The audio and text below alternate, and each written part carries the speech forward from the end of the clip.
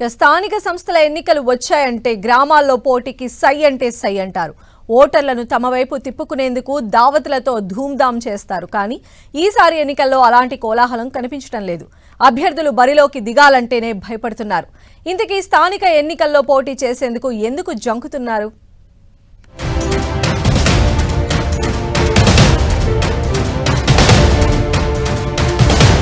తెలంగాణ స్థానిక సంస్థల ఎన్నికల్లో 42% బీసీలకు రిజర్వేషన్లు ఖరారు చేస్తూ ప్రభుత్వం జీవో విడుదల చేసింది.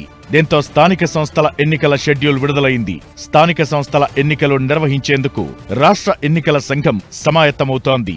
ఇంతవరకు బాగానే ఉంది. కానీ పోటీ చేసే స్థానిక నేతల్లో ఎన్నికల ఉత్సాహం కనిపించడం లేదు.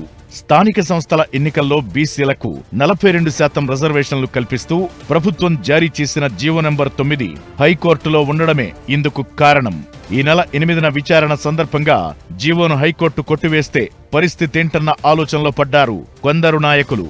ఒకవేళ ఎన్నికలు జరిగినా భవిష్యత్తులో ఈ ఎన్నికలు చెల్లవు అనే అనుమానాలు అభ్యర్థుల్లో వ్యక్తమవుతున్నాయి.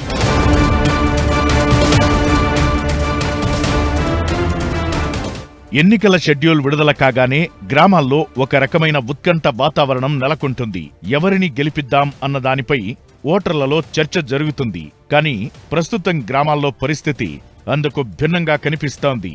ఒకవేళ హైకోర్టు బీసీ రిజర్వేషన్ల జీవోకు ఓకే చెప్పినా ఎన్నికలు జరుగుతాయా లేదా అన్న సందిగ్ధత నెలకొంది. గతంలో ఇదే తరహాలో స్థానిక సంస్థల ఎన్నికల్లో 50% కంటే ఎక్కువ రిజర్వేషన్లు కల్పించిన రాష్ట్రాల్లో సుప్రీంకోర్టు ఇచ్చిన తీర్పుపై నేతలు ఆరా తీస్తున్నారు. హైకోర్టు ఎన్నికలకు ఎలాంటి అడ్డు చెప్పకపోయినా సుప్రీంకోర్టు ఇన్వాల్వ్ అయితే బీసీ రిజర్వేషన్ల జీవో రద్దవుతుందని అభ్యర్థులు భావిస్తున్నారు. ఈ జీవో ఆధారంగా ఎన్నికలు కూడా రద్దు చేస్తారేమోనని ఆందోళన చెందుతున్నారు.